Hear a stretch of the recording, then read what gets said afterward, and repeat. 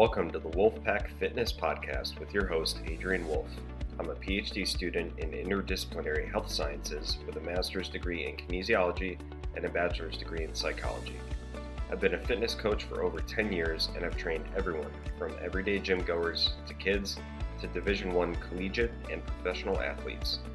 My mission is to provide you with actionable knowledge in the areas of fitness, nutrition, stress management, and psychology to help you live your best life every day. Let's get to the show. What's going on, Wolffpack? Welcome back to another episode of the Wolffpack Fitness Podcast with me, your host, Adrian Wolff. So today's episode is going to be a little bit of a impromptu episode. I've been spread pretty thin lately with all my activities I got going on. So a couple weeks ago, I started teaching again at UNLV for the summer semester. So I teach the anatomy labs, a couple sections over there. So that's been pretty fun, but it's been taking up a lot of my time. And also I've been working on a pretty big project, which is my second book, which I'll tell you about in a second. Also been having some PhD project progress going on, getting my research project approved by the Institutional Review Board. So that's been fun, getting the paperwork together and ready for that. So lots of stuff going on, in addition to my 6 a.m. workouts, hockey on the weekends, all this stuff. So sometimes I take on a little bit too much, but I wanted to give you guys at least some value this week with another episode, which is a pretty good topic. We're going to talk about free weights, machines, the differences between the two, also body weight exercises, some pros and cons of all of those. So it's going to be a good time. But I want to tell you about my second book coming up here soon. So I just did a cover release on Instagram, on Facebook, so you could check that out. It's got information on what the book is about, what sort of content is going to be in there. So to give you a little bit of information about it right now, the book is called Awareness Before Action. So it's been on my mind for a while. I really wanted to do a book that emphasized the psychology behind developing and maintaining an active and healthy lifestyle. So that was the project for a while. So the book is done. It's just with my designer getting a couple things finished up, and I need to look it over one more time to make sure everything's good.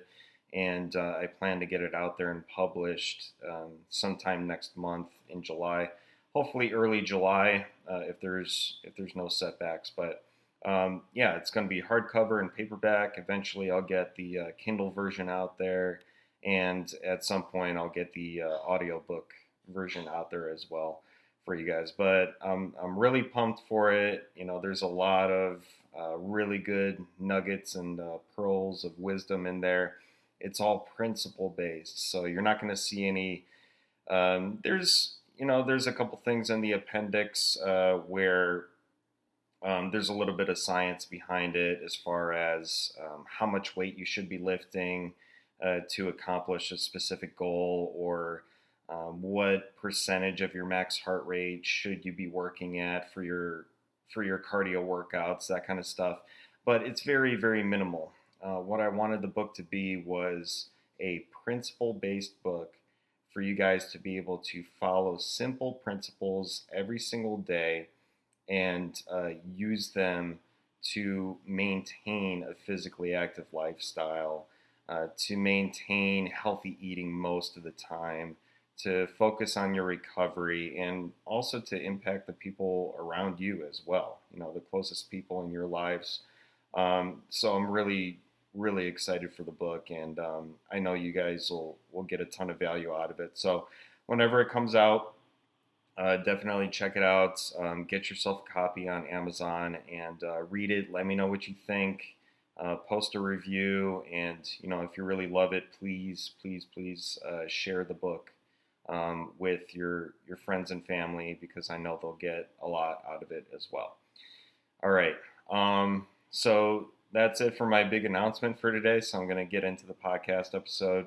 Um, so as always, if you like the podcast and you value the information I'm putting out there, please submit a rating for me if you're listening on Spotify, or a review if you're listening on Apple Podcasts. And as always, I want to thank you for continuing to listen. And I always got to say this, but before I get into the episode, I do want to make it known that this podcast is always separate from my teaching and research roles at the University of Nevada, Las Vegas. All right, like I said before, in this episode, I want to discuss some of the pros and cons of various types of resistance training and equipment. So I'm going to start off with free weights, and eventually I'll get into machines and resistance bands also, and body weight exercises. So free weights, what are those? So that's equipment like dumbbells, kettlebells, barbells, and medicine balls. So they're all great tools to use. They all have their own advantages and disadvantages, but I just want to give you an idea today of what those pros and cons are to help you determine which types of equipment might be best for you to use on any particular day. So starting off with dumbbells, they do have a lot of pros. So first off is accessibility. So just about, really any single gym you go to is going to have dumbbells, whether those are metal dumbbells, rubber dumbbells. They also have polyurethane dumbbells, which are a little bit more durable compared to the rubber ones, and they tend to last a little bit longer. They don't get as tarnished like the rubber dumbbells do. But you're going to find these everywhere. Any single gym you go, you're going to be able to use them. And they're very, very easy to handle as well. So if you can picture the dumbbell, you have the weights on either side of the handle, and that weight is evenly distributed on both sides of the handle. So all you have to do is pick up that handle right in the middle, and there you go. Like the weight on either side of your hand is centered, and it's very, very easy to move as well. So I've never actually bought one of these before, but there's also, I'm going to talk about kettlebells in a little bit, but there's also this, I forget the name of it, but it's like a kettlebell, but what you're going to find later on is the kettlebell, it's a little bit more difficult to handle, and it takes a little bit more skill to handle as well. So somebody created a kettlebell, basically putting the handle inside of the bell. So your hand, when you grip the handle, it's directly inside the bell versus on the outside, and it's its own piece around the bell. But I'll find out what the name of that piece of equipment is, and I'll put it in the show notes for you guys so you can check it out. So, but anyway, going back to dumbbells, they're also very versatile. You could do multi-joint or single joint focus with them. So they're really just a good all-around tool to use. So in sport performance, there's something called Olympic weightlifting. And one of those exercises is called the snatch, where you basically you lift the weight from the ground to the overhead in one movement, but it helps you develop a ton of power and also strength throughout your entire body. So the dumbbell is actually one of those pieces of equipment that you can use that is easier to learn that particular exercise, the snatch, with one arm, and there's a little bit less to think about. So it's also like a good progression tool for specific kinds of exercises. And you can also just focus on one single joint, isolate specific muscles, for example, like hammer curls or bicep curls. There's also exercises you can do for your triceps laying down on the bench, which is called the skull crusher, that focuses on developing your tricep muscles. So it's all around really good piece of equipment, multi-joint, single joint.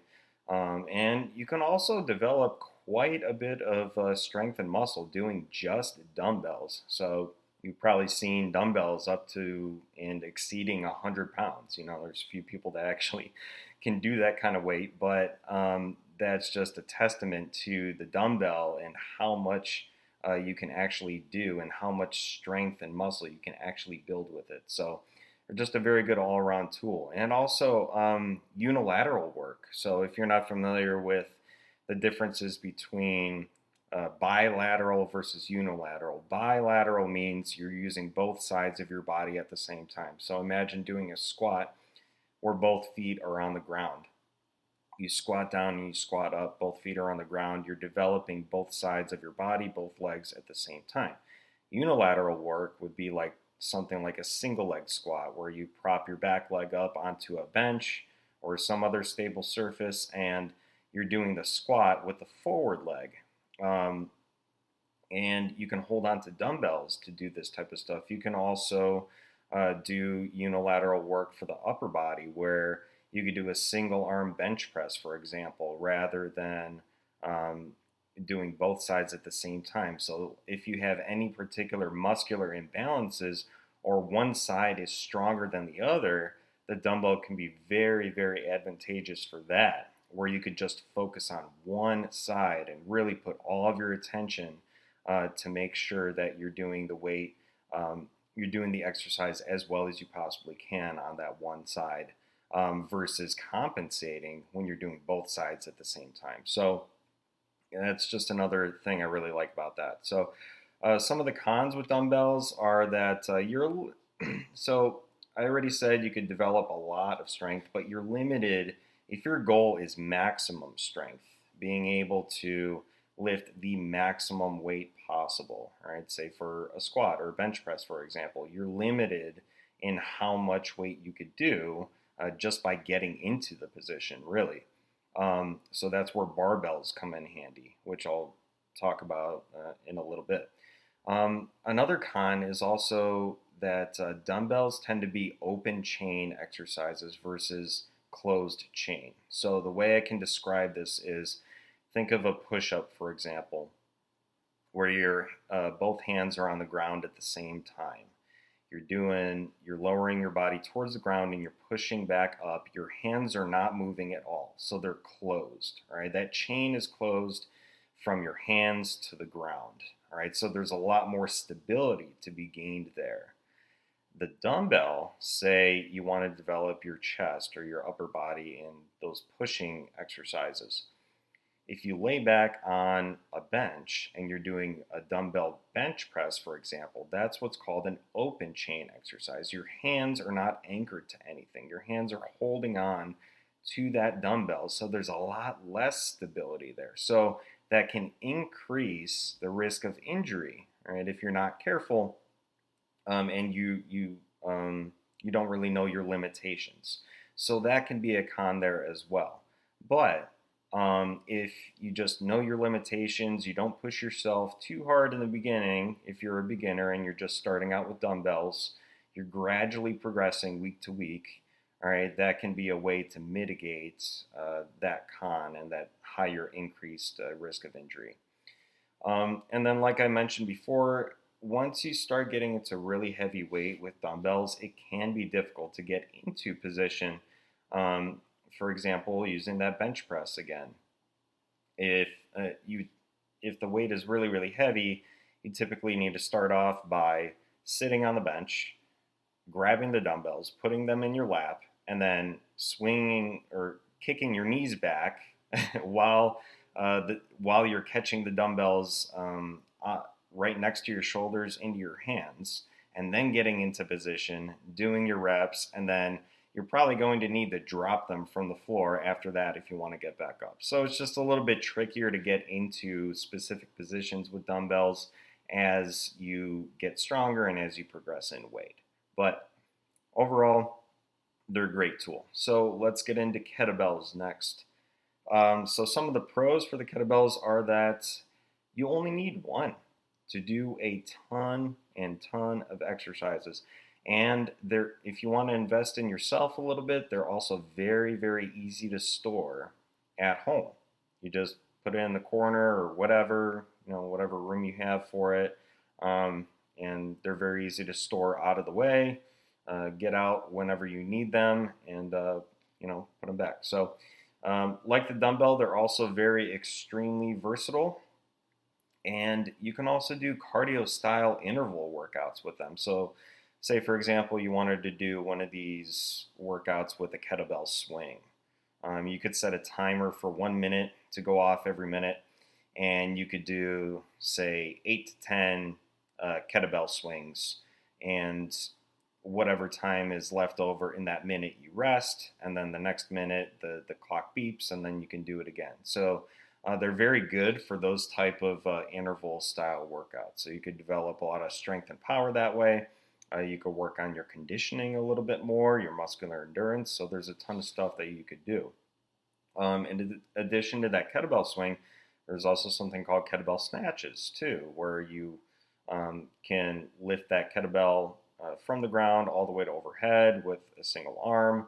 However, that takes a lot of skill and a lot of practice, which is actually one of the cons, which I'll talk about in a second. But one of my other favorite exercises is the kettlebell clean, where you're actually using both hands. So it's kind of similar to the swing, except you don't swing the kettlebell out straight in front of you. You lift it up off the ground and you catch it at your shoulders all in one movement. And then you place it back down, and then you can repeat that as well. So you could do squats with them, lunges, all sorts of exercises, presses. So it's a really great tool. And also isometric exercises. So an isometric exercise is basically where you're just holding a position for a certain amount of time.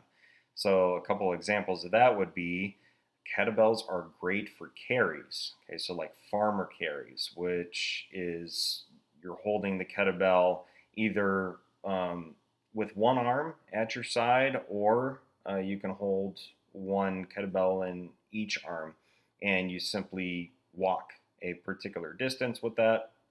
And it really, really helps develop a lot of strength and core stability, upper body strength, grip strength, and you might be familiar with a particular exercise known as the Turkish get-up. So that's where you're holding a kettlebell up over your head, and you start, well, I guess you can either start from the ground or you could start from the top. But typically you start from the ground, laying down, you hold the kettlebell up with one arm, and then you gradually, step by step, get yourself up to a standing position, and then you come back down, and you can repeat that as well. So the kettlebell is typically used for that type of exercise.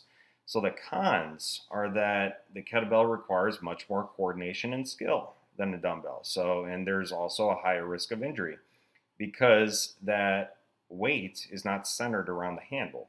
Right? The handle is on the outside of the bell. So that weight is really just distributed on one side of that handle. So there's a lot more complexity involved with it. There's a lot more practice that needs to be done, and it could be a lot steeper learning curve. And with that, it's more difficult to handle, and it can also be uncomfortable on your wrist as well. Specifically, if you're holding the weight up over your head, doing presses or doing a Turkish get-up, that kettlebell, once it gets heavy, it can really put a lot of pressure down onto your forearm and onto your wrist. So it can be a little bit uncomfortable, but there's things like wrist wraps that you could wear to help ease that burden on your forearm, to give you a little bit of cushion. So there's ways around it. So also your grip strength can be a limiting factor with what you do in the beginning, but you can also use the kettlebell and the exercises to develop the grip strength. So there's always ways around these cons, but my goal for this episode was to give you guys the pros and cons so you're aware of them and you can work through them as well. So next is barbells. All right, barbells are fantastic for developing maximal muscular strength, power, and size. You could do so much with barbells. It is crazy. Barbells are a really, really nice tool. And you could do a lot of what's called compound exercises, which essentially means multi-joint exercises. So think of an exercise like a, um, a back squat or a front squat, where the barbell, and if you don't know what a barbell is, it's just a straight metal bar, and there's various weights of it. There's trainer bars at like 15 pounds. And the most common barbell weight you'll see is around 35 to 45 pounds.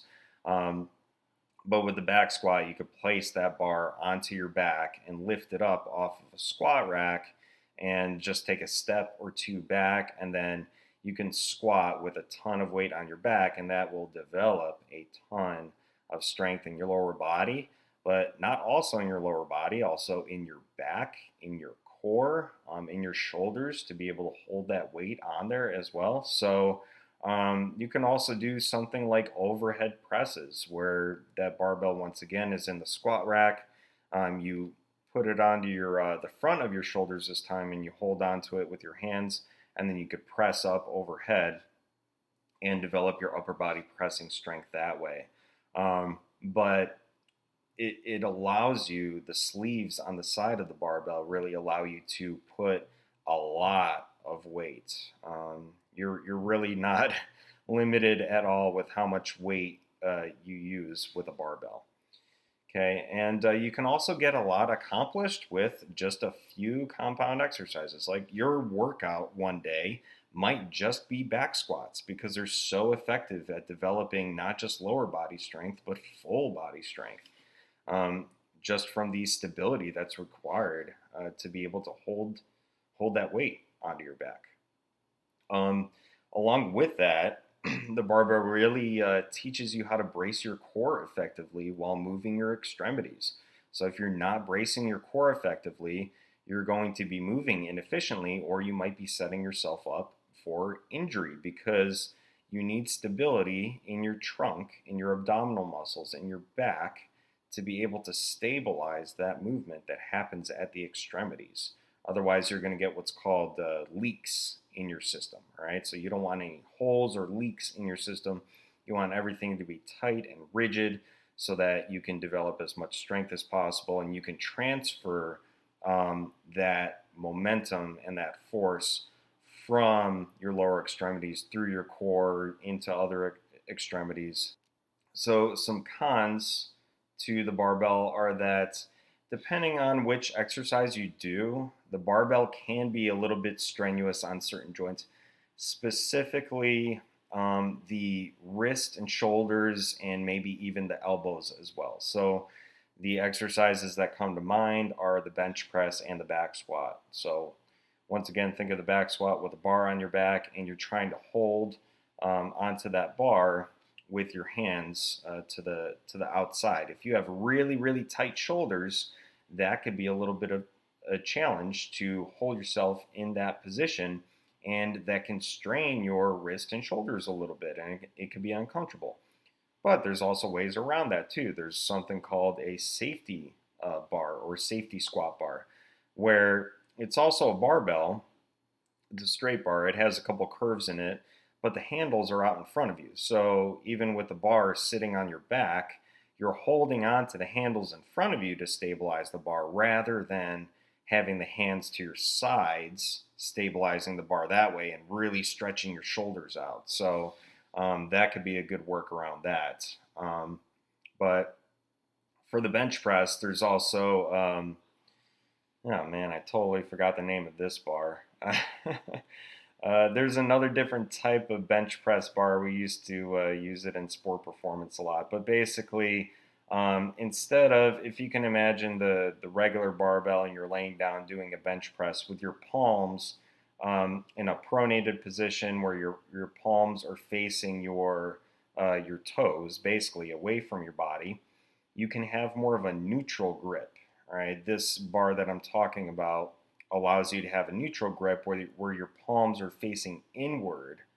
All right, so that puts a little bit less pressure on your wrist and also your shoulders, and puts a little bit more pressure and demand into the triceps, rather than your chest muscles or your pectoral muscles. So I'll also find the name of that bar, and I'll put it in the show notes for you guys, so you can check it out as well. It just came to me. It's called a football bar, but there's also another name for it. Anyway, I'll get that for you guys. All right. Some more cons. So some exercises with the barbell can be a little bit more technical and take longer to learn as well. So examples of a couple exercises like that would be your conventional deadlift or Olympic weightlifting exercises like the clean, the jerk, and the snatch. All right, so the conventional deadlift, um, there's a little bit of a learning curve to it. And if you do it improperly, you can increase your risk of injury to your back. So it's kind of helpful to have a coach you through proper deadlifting technique with a straight bar. There's also something called a trap bar or a hex bar that allows you to step into the bar and it centers the weight um, from your left side to your right side instead of you holding onto the bar in front of you at your shins, which requires you to place more of a demand on your posterior muscles, which are your hamstrings, your glutes, and your back. The trap bar allows you to put a little bit more of that pressure into the front of your legs, like your quads, while still, developing a lot of your back musculature as well. But the point there was that the straight bar can be a little bit more tricky to do the conventional deadlift with, so that can be a con there as well. Also, much longer setup time. If you're doing a deadlift day and you're very strong and you're putting, a few plates on each side of the barbell, that could take a lot of time. And then everybody knows who's been there at some point what it's like having to take all the weights off after that barbell and put them away after you've deadlifted very, very heavy. So that's definitely a con there as well. And then the last con would be that barbell typically requires a spotter, particularly with the bench press and back squat if you're lifting heavy enough, and safety is a concern. So if you don't have a spotter around you, that can kind of limit you from how much weight you're doing. So it could be helpful to have a lifting partner. Or there's another workaround that you could use spotting arms. Spotting arms are basically these metal arms that you put into the squat rack, which you can adjust to multiple heights, and they will spot the bar for you. So you would set them up in a position that's maybe a couple inches below say you're doing a squat. You want to set them up a couple inches below and where your barbell is in the bottom of the squat. So if you fail at the bottom and you can't come up from the squat, you can simply just squat back down, and then the spotting arms are going to take the barbell off of your back, and then you're nice and safe. So that's a nice workaround if you don't have spotters. All right, the next piece of equipment is medicine balls. So some pros for this are that they can be fantastic for rotational and throwing exercises. Specifically, if you're an athlete and you want to develop a lot of explosive power and really train yourself to use your core musculature and your hip musculature efficiently. So say, for example, let's take hockey. All right, for example, all right, I love using hockey as an example, but if you're passing or you're shooting, right, you need a lot of rotational stability and power to be able to transfer all that force from the lower body through the core into your upper body to have an effective shot. Now, say you're playing baseball, for example, right, the same thing applies.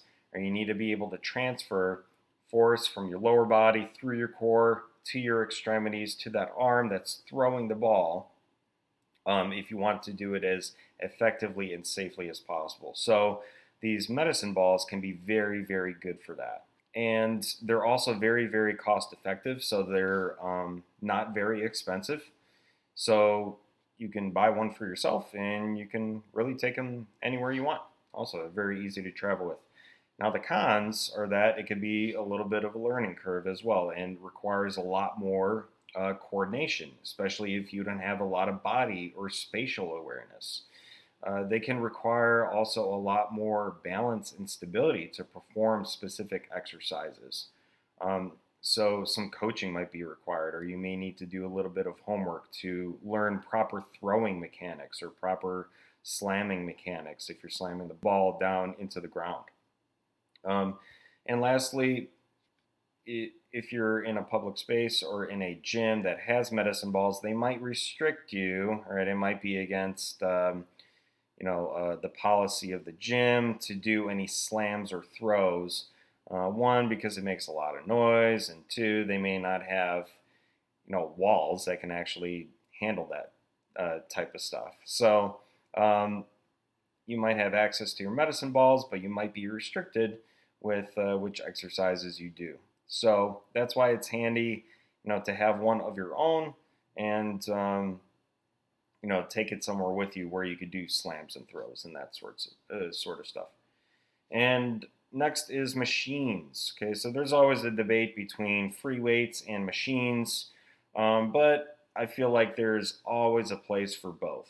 All right, so machines are not useless. I really don't like to throw shade on them because they have their place with specific things. Right. So first off, they're very easy for beginners to learn. So if you're just getting started with a exercise routine and you don't even know where to start, you're a little bit hesitant with doing free weight or body exercises by yourself, okay, it's a great place to start. Sit down on a chest press machine, all right, and start to develop some upper body strength. Okay, so I'm really not going to tell somebody that has never done anything before and they're scared and they're nervous about going to exercise, oh no, don't do machines because they're not functional or they won't help you develop core stability or this and that. No, just like if that's all you're comfortable with, go and do it. Just go and do it. Start somewhere. All right, so they can be very good for beginners to learn. Also, they allow for isolation and development of specific muscles. Okay, so if aesthetics are more of your thing and that's what you're training for, and you want to develop muscle size in specific areas, machines can be excellent for that. There's also very minimal setup required compared to something like barbells. Also, technique, like compared to something like kettlebells, they are not technically demanding. All right, very easy to learn. No spotter is required either. Okay, so you could just go there, you put the pin in whatever weight setting you're comfortable with, and you can gradually work yourself up from there. So no spotters required, which is great.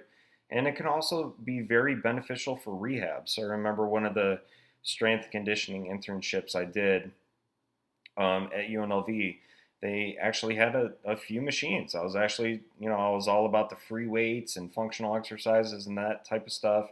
And I was actually a little bit surprised walking in to the gym and seeing leg extension machines.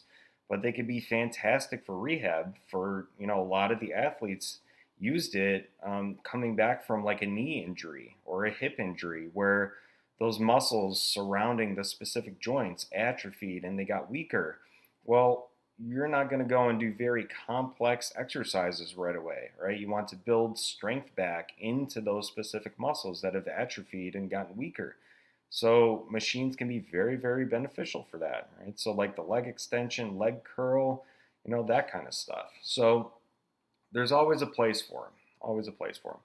All right, so some cons is that they may confine you to a very limited range of motion. So they typically move in one straight line, either up or down or forward or backwards. So typically they are not as effective in developing core stabilization compared to free weights, right? But if you're doing, any particular machine, if you consciously make an effort to focus on bracing your core and not just rely on say the pad you're leaning into for that stability, you can still develop some core stabilization there. So as long as you're consciously thinking about the muscles that you want to develop, it doesn't need to be that way. You can always develop some core stabilization there. All right, and last con is that you need to go to a gym to use them. All right, unless you have your own giant gym in your basement or something like that and you have a ton of machines, you're probably going to a big box gym to use some of these machines. So some of the more functional fitness type gyms, so like the boot camp, the CrossFit, that kind of stuff, a lot of them typically don't have machines. So if you go to one of those gyms, you may need to get an extra membership to a big box gym that has those types of machines if you want to use them. So just some stuff to think about. Next is resistance bands. So we have a few different types of bands. We got monster bands. We have tube bands with handles. We have mini bands. I absolutely love bands. They have a lot of pros.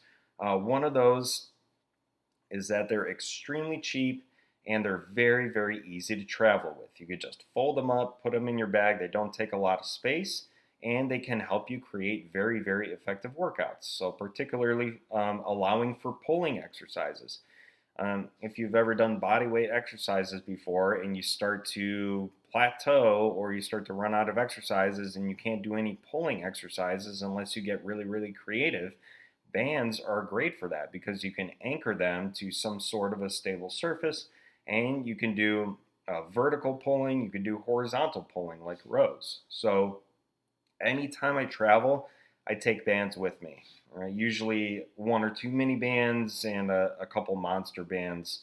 I don't have tube bands with handles, but those can be very well used also. They can also be great for warm-ups to activate specific muscles, say in your shoulders, your rotator cuff muscles, or these are muscles that are usually neglected before you start your main workout. So you can use bands to really target those specific muscles there, to press overhead, to really get like your rhomboids and your traps, which are muscles in your upper back, um, activated and ready to receive heavier weight over your head. So they can be fantastic for that. Also, you might be familiar with monster walks, where you put a mini band either above or below the knees, and you create tension outward with your legs, and that helps really activate the muscles around your hips to help stabilize your hips and your knees for whatever exercises you might be doing in your workouts. So they can also be very effective for maintaining muscle mass and endurance if you slow down. If you slow down the speed of your reps as well. So these are called tempo reps. Okay, even if bands don't feel as challenging, you can slow down the tempo and really, really make the exercise feel hard by maintaining constant tension on that band and really, say you're doing, let's see, what's a good exercise? Maybe you're doing banded push-ups, all right, where you're holding onto the band with in your palms, and the band is around your upper back, and you're creating a little bit of extra resistance with that band pushing you up from the ground. So you could go really, really slow on the way down and really, really slow on the way up, and that would make it feel much, much harder compared to just doing body weight exercises. So they're also very cost effective, like medicine balls. And they provide something called accommodating resistance. So basically, when you stretch the band more, it gives you more resistance back. So it typically gives you more resistance in the areas where you're stronger and gives you less resistance in the areas where you're weaker throughout the range of motion. So this can be another very effective way to train. So some cons of the bands are that they can be difficult to maintain a constant tension in your muscles compared to free weights, right, like dumbbells. Um, so if you're not familiar with how to use them, it can be a little bit of a learning curve. Like at the beginning of the exercise, you might have like absolutely no tension in the band. So you might need to play around with that tension a little bit to make sure that the band doesn't go like completely limp when you're at the beginning of your exercise, when you're going from one rep to the next.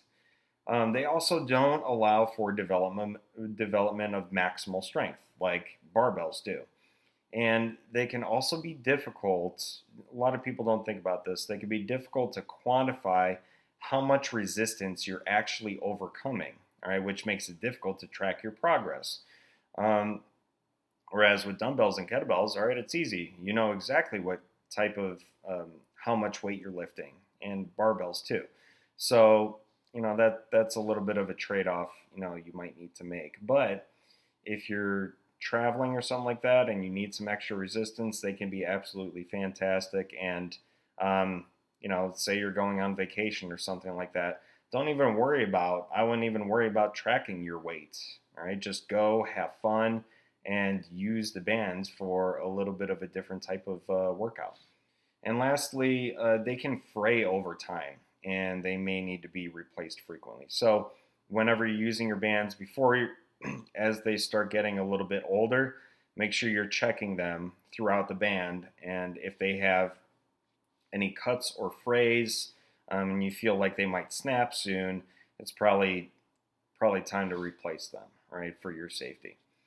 All right, and last, we're going to talk about body weight exercises here. So things like push-ups, pull-ups, planks, sit-ups. So some pros are that, just like machines, they can be excellent for beginners to focus on. But you can also, I really, really like isometric type exercises with body weight first if you're just starting out. So things like the planks, like dead bugs, like bird dogs, that sort of stuff to help you develop that core stability that you need to then do things like push ups. Right. So oftentimes when I'm working with people, if they don't have a lot of core stability and they try to do a push up, what'll typically happen is they drop their hips towards the ground or their elbows will flare out because they're either too weak in the core to be able to hold themselves in that position while the upper body is trying to push them up and down. Um, so isometric exercises with just the body weight can be a fantastic progression to then be able to get better at something like push-ups and other exercises. But uh, also with body weight exercises, you can do them anywhere. Right? You could do them at home. You could go to the park. Right? You don't need any sort of equipment. So that's a huge benefit for them. You can also make them harder or easier by adjusting the speed of your movement, just like you did with resistance bands, and also the angle of your body. So think about that push-up that I mentioned before. If you're not strong enough to do good push-ups on the ground, which a lot of beginners aren't, you can do incline push-ups. All right, say you have a bench or a box or something like that. You lean into that bench or the box, which makes it easier for you because you don't have to overcome your entire body weight because you're pushing yourself at that angle. Right, and some cons of body weight exercises are that you're limited in how much you could do. At some point, if you stick with them long enough, you might start to plateau and you might start to see a lack of progress being made. Which, at that point, if you're that good at body weight exercises at some point, maybe it's time to start picking up some weights and start to overcome some external resistance through dumbbells or kettlebells or barbells. All right, so there's that potential for stagnation. You need to change something eventually if you still want to progress, all right? And also with body weight exercises, it can be difficult to do pulling exercises, all right? Unless you could do pull-ups, you might need to get creative, like go to a park and find some parallel bars that are close to the ground and do inverted rows by with your back facing towards the ground and you're holding on to the parallel bars and you're rowing your body up that way. All right. So with body weight exercises, you're really kind of limited to core, lower body, and pushing exercises. Pulling exercises are a little bit more challenging to do with them. All right, so I hope that gave you some good stuff to think about, guys.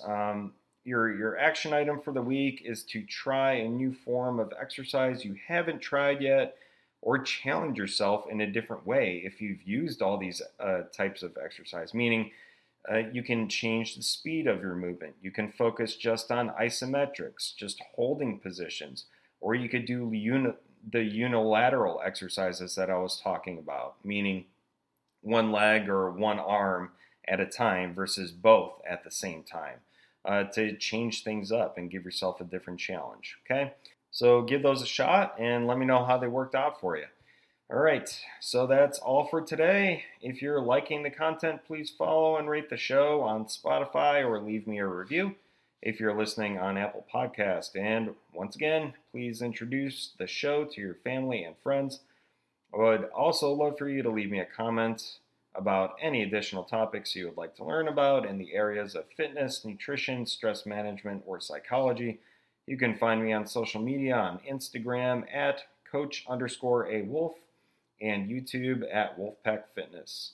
Thanks again for listening. Go get your action item done and tune in for the next episode. Take care.